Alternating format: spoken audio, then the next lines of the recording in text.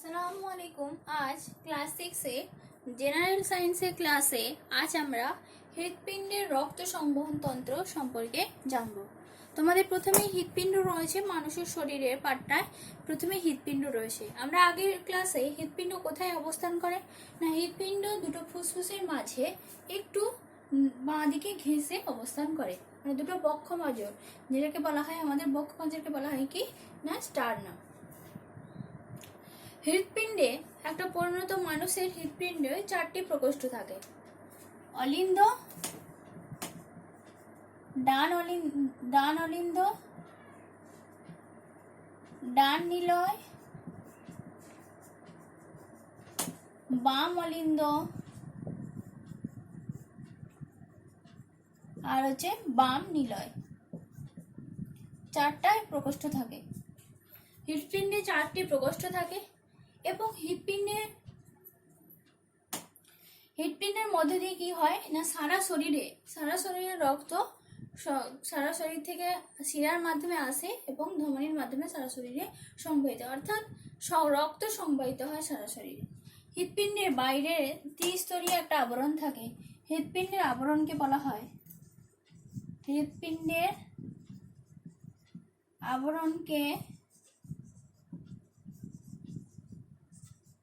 হয় pericardium. Pericardium নামক আবরণ দ্বারা আবৃত থাকে। হৃৎপিণ্ড পেরিকার্ডিয়াম নামক আবরণ দ্বারা আবৃত থাকে। হৃৎপিণ্ড হচ্ছে কি এক ধরনের পেশিবহুল অঙ্গ। পেশিবহুল, কোনো হাড় থাকে না, এটা হচ্ছে একটা পেশিবহুল অঙ্গ। একে বলা হয় কি পাম্প যন্ত্র। ঠিক আছে, তাহলে হৃৎপিণ্ড একটা পরিণত মানুষের হৃৎপিণ্ড 4টি প্রকোষ্ঠ থাকে, দুটো অলিন্দ আর দুটো নিলয়। হৃৎপিণ্ডের রক্ত সংবহন দুটো রক্তবাহের মাধ্যমে সংবহিত হয়। কি কি? হৃৎপিণ্ডের রক্ত সংবহন শিরা ও ধমনীর মাধ্যমে সংবহিত হয়। শিরার মাধ্যমে সাধারণত দূষিত রক্ত আর ধমনীর মাধ্যমে বিশুদ্ধ রক্ত, যেটা ভালো। দূষিত রক্ত মানে CO2 যুক্ত রক্ত আর বিশুদ্ধ রক্ত মানে অক্সিজেন যুক্ত রক্ত, O2 যুক্ত রক্ত। কিন্তু ব্যতিক্রম আছে। ব্যতিক্রম কি না, ফুসফুসীয় শিরার মাধ্যমে বিশুদ্ধ রক্ত বাহিত হয়। ফুসফুসীয় শিরার মাধ্যমে বিশুদ্ধ রক্ত বাহিত হয়। বিশুদ্ধ রক্ত মানে O2 যুক্ত রক্ত। আর ফুসফুসীয় ধমনী, সাধারণত ধমনীর মাধ্যমে কি হয় না অক্সিজেন যুক্ত রক্ত বাহিত হয়, কিন্তু ফুসফুসীয় ধমনীর মাধ্যমে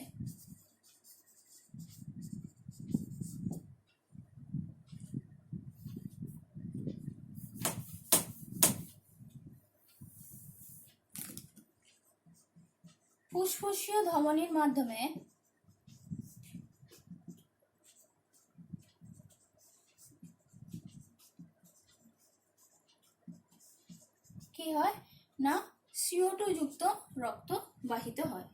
এরপর আমরা হৃৎপিণ্ডের এখানে দেখছো একটা চিত্র অঙ্কন করা হয়েছে এবং হৃৎপিণ্ডের গঠনগুলো সম্পর্কে আমরা জানবো। এটা হচ্ছে অলিন্দ, উপরের দুটোকে অলিন্দ, নিচেরটাকে বলা হয় কি নিলয়। অলিন্দ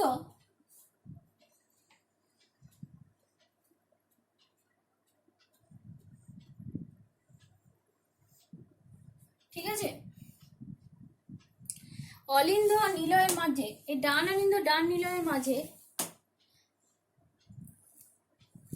কি থাকে, এক ধরনের দরজা থাকে যাকে বলা হয় কি কপাটিকা। কপাটিকা থাকে, এই কপাটিকাকে বলা হয় কি ত্রিপত্র কপাটিকা। আর এইখানে যে দুটো অংশ বেরিয়ে আছে, এটা হচ্ছে কি না সুপিরিয়র ভেনাকা, ঊর্ধ্বমুখী ও নিম্নমুখী মহাশিরা। ঊর্ধ্বমুখী ও নিম্নমুখী মহাশিরা।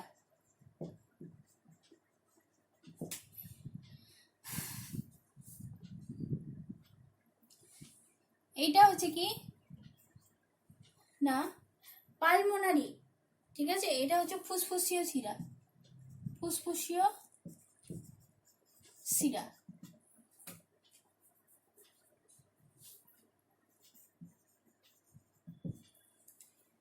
এইদিকে যে কপাটিকা বাম অলিন্দ বাম নিলয়ের মাঝে যে কপাটিকা থাকে তাকে বলা হয় কি দ্বিপত্র কপাটিকা।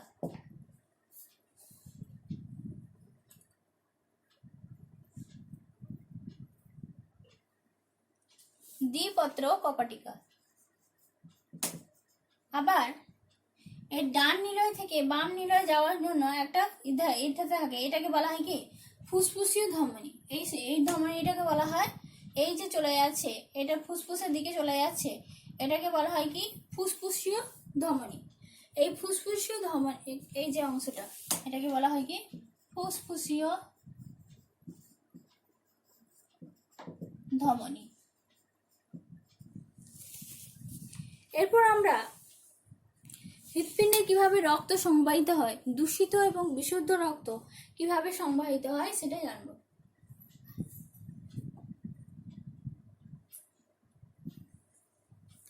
দূষিত রক্তের জন্য আমরা একটা অ্যারো চিহ্ন, CO2 যুক্ত রক্তের জন্য একটা অ্যারো চিহ্ন, আর O2 যুক্ত রক্তের জন্য দুটো অ্যারো চিহ্ন আমরা নির্ধারিত করলাম। প্রথমে কি হয় না সারা শরীর থেকে দূষিত রক্ত এই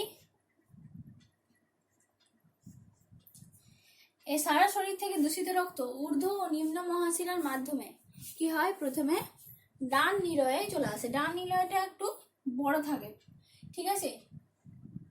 ঊর্ধ্ব ও নিম্ন মহাশিরার মাধ্যমে ডান নিলয়ে সারা শরীরে দূষিত রক্তটা ভর্তি হয়ে যায়। তারপরে কি হয়, যখন ডান নিলয়টা ভর্তি হয়ে যায় তখন কি হয় না একটা চাপ সৃষ্টি হয়, তখন এই দুটো দরজা খুলে যায়, ঠিক আছে। তখন ডান নিলয় থেকে আবার রক্তটা সারা শরীরের রক্তটা কি হয় না প্রথমে ডান অলিন্দে আসে, সর্বপ্রথমে ডান অলিন্দে আসে। ডান অলিন্দ থেকে কি হয় না ডান অলিন্দ যখন ভরে যাচ্ছে, রক্তটা পূর্ত হয়ে যাচ্ছে অর্থাৎ পূর্ণ হয়ে যাচ্ছে, তখন কি হচ্ছে এখানে কপাটিকাগুলো খুলে যাচ্ছে, যে কপাটিকার নাম হচ্ছে কি ত্রিপত্র কপাটিকা। তাহলে ডান অলিন্দ, এখানে তোমার সব প্রশ্ন থাকবে যে ডান অলিন্দ ও ডান নিলয়ের মাঝে কি ধরনের কপাটিকা থাকে, তাহলে উত্তর হবে কি ত্রিপত্র কপাটিকা। ডান অলিন্দ ডান নিলয়ের মাঝে কি থাকে না ত্রিপত্র কপাটিকা। এই ডান অলিন্দে যখন রক্তটা পূর্ণ হয়ে যায় তখন কি হয় না রক্ত কপাটিকাটা ত্রিপত্র কপাটিকার মাধ্যমে ডান নিলয়ে আসে। ডান নিলয়ে আসার পর এখানে দেখো ফুসফুসীয় ধমনী আছে। এই ফুসফুসীয় ধমনীর মাধ্যমে কি হয় না সে ফুসফুসে চলে যায়, এদিকে ফুসফুস থাকে, সে ফুসফুসে চলে যায় কি রক্ত না সেই CO2 যুক্ত রক্ত, ঠিক আছে। CO2 যুক্ত অর্থাৎ শিরা থেকে যে রক্তগুলো এসেছে সেই CO2 যুক্ত রক্ত ফুসফুসীয় ধমনীর মাধ্যমে ফুসফুসে চলে যায়। এই ফুসফুসীয় ধমনী আর ডান নিলয়ের মাঝে যে কপাটিকা থাকে সেই কপাটিকা বলা হয় কি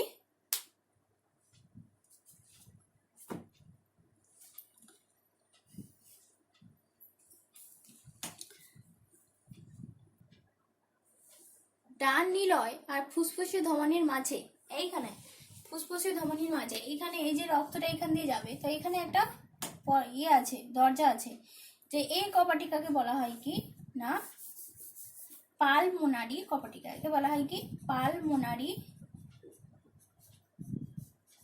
কপাটিকা। হৃৎপিণ্ডে যে মানে রক্ত দেওয়ার যে দরজাগুলো সেগুলো কি হয় না ঠিক টাইমে কি হয় খোলে, তো এই দরজাগুলোকে বলা হয় কি কপাটিকা। তার মানে এখানে আমরা দুটো কপাটিকা আমরা দেখতে পেলাম, ডান অলিন্দ এবং ডান নিলয় আর ফুসফুসীয় ধমনীর কাছে। ডান অলিন্দ থেকে ডান নিলয় আসার জন্য কি কপাটিকা থাকে ত্রিপত্র কপাটিকা, আর ডান নিলয় থেকে ফুসফুসীয় ধমনী রক্ত যাওয়ার সময় যে কপাটিকা থাকে তাকে পালমোনারি কপাটিকা বলেন। এবার কি হয় না এই যে ফুসফুসীয় ধমনীর মাধ্যমে রক্তটা কি হয় পুরো ফুসফুসে চলে যায়, ফুসফুসে গিয়ে কি হয় ফুসফুসে ধমনির মাধ্যমে যে রক্তটা যাচ্ছে সেই রক্তটা হচ্ছে কি না কার্বন ডাই অক্সাইড যুক্ত রক্ত, অর্থাৎ দূষিত রক্ত। সেই দূষিত রক্ত কি হয় না ফুসফুস নিঃশ্বাসের মাধ্যমে সেই দূষিত বায়ুটা অর্থাৎ দূষিত কার্বন ডাই অক্সাইডটা সেটা কি হয় রক্ত থেকে কি হয় বেরিয়ে নিঃশ্বাসের মাধ্যমে বাইরে বেরিয়ে যায়, এবং আমাদের প্রশ্বাসের মাধ্যমে অক্সিজেন আবার সেই রক্তে কি হয় মিশে যায়। তখন সেই রক্তটা কি হয় বিশুদ্ধ রক্ত, অক্সিজেন যুক্ত রক্ত। এই অক্সিজেন যুক্ত রক্তকে আমরা কি বলবো বিশুদ্ধ রক্ত। এই বিশুদ্ধ রক্ত কি হয় ফুসফুস থেকে ফুসফুসীয় শিরার মাধ্যমে, ঠিক আছে, ফুসফুসের শিরার মাধ্যমে আসে কোথায় না বাম অলিন্দে। ফুসফুসীয় শিরার মাধ্যমে কোথায় আসে বাম অলিন্দে আসে, বাম অলিন্দে এসে ভর্তি হয়। যখন বাম অলিন্দে রক্তটা ভর্তি হয়ে যায় তখন এই দরজাটা খুলে যায়, যে দরজাটার নাম হচ্ছে কি দ্বিপত্র কপাটিকা। দ্বিপত্র কপাটিকা। তাহলে ডান অলিন্দ ডান নিলয়ের মাঝে থাকে ত্রিপত্র কপাটিকা, বাম অলিন্দ বাম নিলয়ের মাঝে থাকে দ্বিপত্র কপাটিকা।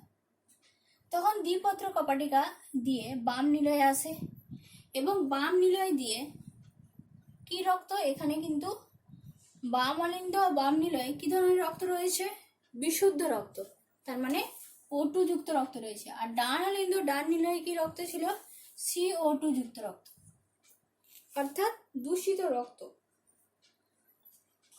যখন বাম অলিন্দে চলে আসে বাম নিলয়ে আসে তখন কি হয় না বাম নিলয় থেকে আবার কি হয় সেটা মহাধমনীর মাধ্যমে মহাধমনী দিয়ে সেটা সারা শরীরে ছড়িয়ে পড়ে।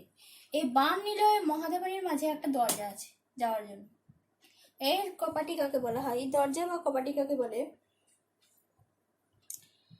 অ্যাওয়ার্টিক কপাটিকা। কি বলা হয় অ্যাওয়ার্টিক কপাটিকা, অ্যাওয়ার্টিক কপাটিকা।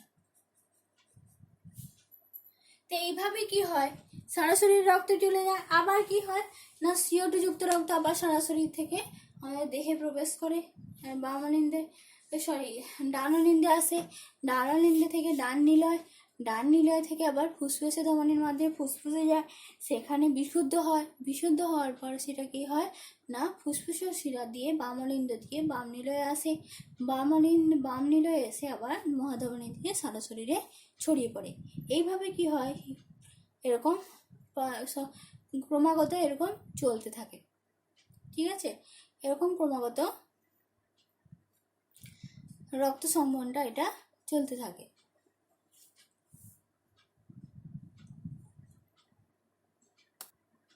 যখন রক্ত ঢোকে তখন কি হয় না মানে কি হয় না হৃৎপিণ্ডের ওই অংশটা প্রসারিত হয়, ঠিক আছে, যখন প্রসারিত হয় তখন রক্ত ঢুকে যায়, আর সংকুচিত হলে কি হবে রক্তটা নিচের দিকে চলে আসে। তো হৃৎপিণ্ড এরকম সংকোচন প্রসারণ, একবার সংকোচন একবার প্রসারণ। এই সংকোচন আর প্রসারণকে বলা হয় কি সিস্টোল আর ডায়াস্টোল। সিস্টোল আর ডায়াস্টোল, সিস্টোল আর ডায়াস্টোল। সিস্টোল মানে কি সংকুচিত হওয়া, আর ডায়াস্টোল মানে হচ্ছে কি প্রসারিত হওয়া। তো একবার সংকোচন এবং একবার সংকোচনকে, একবার প্রসারণ আর একবার সংকোচনকে একসাথে বলা হয় কি হৃদস্পন্দন। হৃৎপিণ্ডের প্রসারণকে, হৃৎপিণ্ডে যখন প্রসারিত হচ্ছে তখন সেটাকে বলা হচ্ছে কি না ডায়াস্টোল, ডায়াস্টোল বা প্রসারণ। আর সংকুচিতকে বলা হচ্ছে সিস্টোল, সিস্টোল বা সংকোচন, সংকোচন। এই সিস্টোল আর ডায়াস্টোলকে যখন একবার সিস্টোল একবার ডায়াস্টোল হয়ে যায়, অর্থাৎ একবার সংকোচন একবার প্রসারণকে বলা হয় কি হৃদস্পন্দন।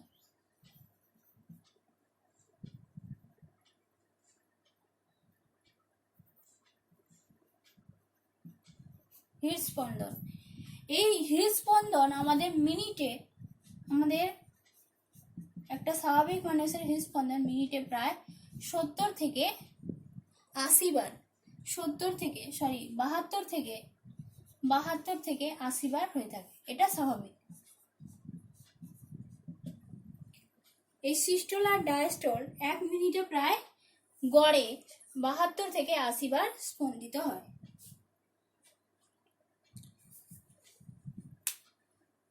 কি করা হয়, এই হৃদস্পন্দনটাকে মিনিটে কতবার হচ্ছে সেটা শোনার চেষ্টা করা হয়। কারো যদি অসুবিধা থাকে, কারো যদি হৃদস্পন্দন হারটা বেশি যায়, তখন তাহলে তার মানে তার কোনো শারীরিক কোনো অসুবিধা আছে, বা একদম কম হওয়াটাও কিন্তু ভালো না, আর একদম বেশি হওয়াটাও ভালো না। তাহলে আমরা হৃদস্পন্দন মাপি কি, নাড়ি টিপে, হাতের নাড়ি টিপে আমরা দেখি ডাক্তারবাবু হাতের আমাদের নাড়ি টিপেন, হ্যাঁ, এবং আমাদের হৃদস্পন্দনটা চেক আপ করেন, স্টপ ওয়াচ দিয়ে হৃদস্পন্দনটা চেক আপ করে। এরপর আছে হৃৎপিণ্ডের সমস্যা। হৃৎপিণ্ডের সমস্যাগুলো রয়েছে, কি কি সমস্যা হৃৎপিণ্ডে থাকে। হৃৎপিণ্ডে দেখো তোমাদের এখানে হৃৎপিণ্ডের সমস্যা দিয়েছে যে হৃৎপিণ্ড যদি কমজোরি হয়ে যায়, বা যারা খুব দুর্বল, যদি কমজোরি হয়, হাঁপিয়ে গেলে, মানে হাঁপিয়ে যায়, অল্প পরিশ্রমে হাঁপিয়ে যায়, এবং দেখা যায় কি প্রচুর হার্টবিট খুব ধক মানে হার্টবিট বেড়ে যাচ্ছে। আবার কি দেখা যায়, যদি হৃৎপিণ্ডটা যদি সংকোচন প্রসারণে বা কোনো একটা লিন্দ বা কোনো একটা প্রকোষ্ঠ যদি রক্ত চলাচল ব্লক হয়ে যায়, তখন কি হয় না, যেটাকে বলা হয় মানে হৃদস্পন্দন যে তৈরি করে ওইখানে পেশি রয়েছে, যেটাকে বলা হয় পেসমেকার, ঠিক আছে। দিয়ে কী করা হয় না, মাঝে মাঝে যদি সংকোচন মাঝে মাঝে বন্ধ হয়ে যায়, তখন কি হয় না, সমস্যা দেখা দিতে পারে, বা কখনো কখনো বন্ধ হয়ে এমনকি মৃত্যু পর্যন্ত হতে পারে। ওই জন্য আলাদাভাবে যখন হৃৎপিণ্ডে কোনো কিছু মানে কোনো একটা না চলে, তাহলে মানে ব্লক হয়ে যায়, তখন কি করা হয় না, পেসমেকার বসানো হয়। এই পেসমেকার যন্ত্র কিন্তু খুবই মানে ঝুঁকিপূর্ণ। তারপরে কি দেখা যায় না, কখনো কখনো দেখা যায় খুব ব্যথা হয়, ঘাম হচ্ছে, তার মানে এটা যখন ডাক্তারের কাছে যাওয়া যায়, দেখা যায় কি না, ওর যে হৃদযন্ত্রের যে দেওয়ালে যে পেশিগুলো, সেই পেশিগুলোর সাহায্যে রক্ত চলাচল হচ্ছে, সেই পেশিগুলোর রক্ত চলাচল কিন্তু কমে গেছে, ভালো হচ্ছে না, তখন এই সমস্যাগুলো দেখা যায়। দেখো তোমাদের যে হৃৎপিণ্ডে যতটা পড়ালাম, আমি ততটা প্রশ্ন দিচ্ছি, সেই প্রশ্নগুলো তোমরা ভালো করে উত্তর করবে। এবং তোমাদের দেখো, তোমাদের যে চ্যাপ্টারগুলো ম্যাম দিয়েছেন, টার্মিনালে পরীক্ষায়, মৌলিক যৌগিক মিশ্র পদার্থ, শিলা ও খনিজ পদার্থ, মাপযোগ ও পরিমাপ। মাপযোগ ও পরিমাপটা আমি পড়িয়েছি তোমাদের। মাপযোগ ও পরিমাপের যে প্রশ্নগুলো দিয়েছি সেই প্রশ্নগুলো করবে। মাপযোগ পরিমাপ থেকে বেশিরভাগই শর্ট প্রশ্ন আসে, খুব কম বড় প্রশ্ন আসে। যেমন প্রমাণ মিটার কাকে বলে, উপগুণিতক একক কী, গুণিতক একক কী, তোমাদের একটু করে আমি প্রশ্নটা বলে দিই। যে রাশি কাকে বলে, মৌলিক রাশি উদাহরণ দাও, বা যৌগিক রাশি বা লব্ধ রাশির উদাহরণ দাও। মৌলিক রাশি লব্ধ রাশির মধ্যে পার্থক্য লেখো। তোমরা যেমন পার্থক্য লিখতে বলেছি সেরকম লিখবে। যেমন প্রাচীন গ্রিসের এবং প্রাচীন মিশরের দৈর্ঘ্যের একক কী, প্রাচীন গ্রিসের দৈর্ঘ্যের একক কী, বিঘত, আর প্রাচীন মিশরের দৈর্ঘ্যের একক কিউবিট বা হাত। তারপরে হচ্ছে এই যে এসআই পদ্ধতি কত সালে তৈরি করা হয়, এসআই পদ্ধতি কত সালে চালু করা হয়, জটিলতা এড়ানোর জন্য এসআই পদ্ধতি কত সালে, 1960 সালে চালু করা হয়। এসআই পদ্ধতিতে যে 7টা যে প্রাথমিক একক এখানে ছকের সাহায্যে তোমাদের দেওয়া হয়েছে, সেই ছকগুলো তোমরা কিন্তু ভালো করে পড়বে। যেমন দৈর্ঘ্যের একক হচ্ছে মিটার, ভরের একক কিলোগ্রাম, সময়ের একক সেকেন্ড, তড়িৎ প্রবাহের একক হচ্ছে অ্যাম্পিয়ার, আলোর তীব্রতার একক ক্যান্ডেলা, অনুপরমাণুর একক মোল, এবং উষ্ণতা একক হচ্ছে কেলভিন। আন্তর্জাতিক প্রমাণ মিটার কাকে বলে এটা পড়বে। গুণিতক একক, উপগণিতক এককগুলো কি, হ্যাঁ। আন্তর্জাতিক প্রমাণ মিটারে কোন দুটি ধাতু ব্যবহার করা হয়, কোন দুটি ধাতুর সংকর ধাতু মিলিয়ে তার দূরত্ব মাপা হয়, বা কত সালে এটা চালু হয়েছে। আয়তন পরিমাপের একক কি, 1 ঘন সেন্টিমিটার সমান কত মিলিমিটার। সৌরদিন, 1 সৌরদিন কাকে বলে, তোমাদের যেমন বলে সময় কি, 1 সৌরদিন কাকে বলে। তারপরে হচ্ছে সময় মাপার যন্ত্রের নাম কি, এবং সূক্ষ্ম সময় মাপার জন্য কি যন্ত্র ব্যবহার করা হয়। সময়ের মানে ডিজিটাল স্টপ ওয়াচের দুটি ব্যবহার, হ্যাঁ। উদ্ভিদের বৃদ্ধি প্রাণীর বৃদ্ধির মধ্যে পার্থক্য, উদ্ভিদের বৃদ্ধি মাপার যন্ত্রের নাম কি, প্রাণীর বৃদ্ধি মাপার যন্ত্রের নাম কি, পুষ্টি কাকে বলে, তারপরে সুস্বাস্থ্যের যে লক্ষণগুলো সেগুলো, সুস্বাস্থ্যের লক্ষণ। তো এইগুলো যে প্রশ্নগুলো আছে এগুলো কিন্তু ভালো করে পড়বো আমরা, ঠিক আছে। আর তোমাদের যে হৃৎপিণ্ড আমি এখনই পড়ালাম সেই হৃৎপিণ্ডের প্রশ্নগুলো আমি দিয়ে দিচ্ছি।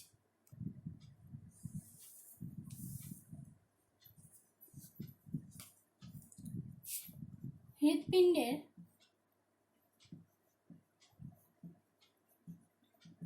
আবরণী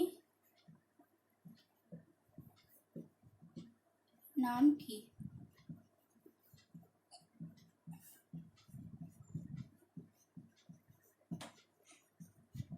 হৃৎপিণ্ডে কয়টি প্রকোষ্ঠ থাকে?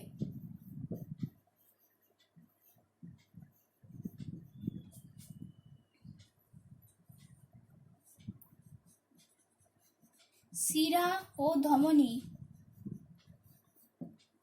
ফুসফুসীয় শিরা ও ধমনী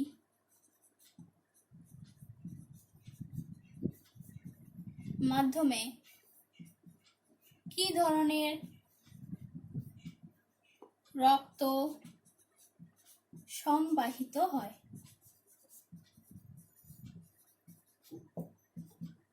ঠিক আছে, শিরা ও ধমনী, ফুসফুসের শিরা ও ফুসফুসের ধমনী, শিরা ধমনীর মাধ্যমে কি ধরনের রক্ত বাহিত হয় এবং ফুসফুসের শিরা ও ফুসফুসের ধমনীর মাধ্যমে কি ধরনের রক্ত সংবাহিত হয়?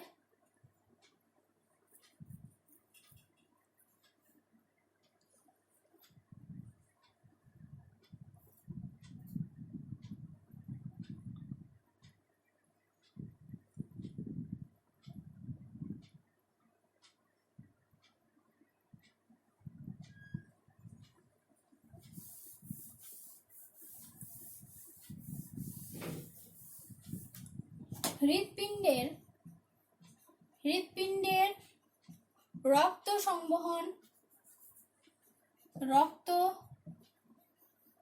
সংবহন আলোচনা করো। এটা তোমাদের 5 মার্কে আসবে, ঠিক আছে। হৃৎপিণ্ডের রক্ত সংবহন আলোচনা করো।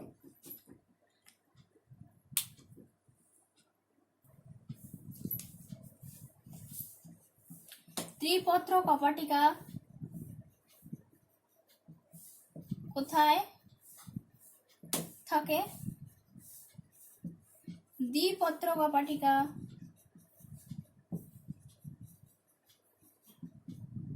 কোথায় থাকে?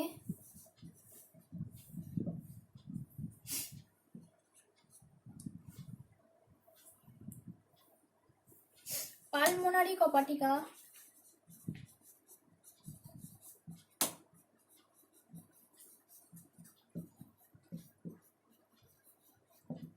কোথায় থাকে?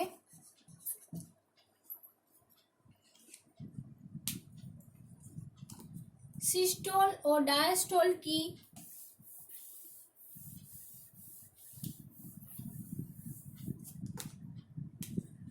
সিস্টোল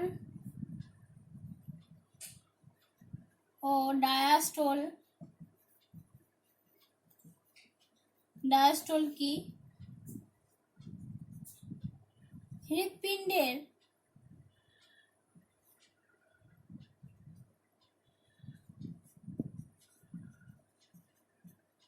হৃদস্পন্দন মিনিটে কতবার হয়?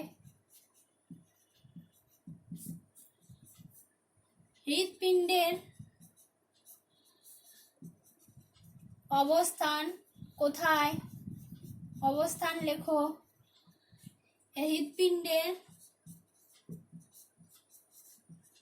3টি সমস্যা লেখো। 3টি সমস্যা লেখো।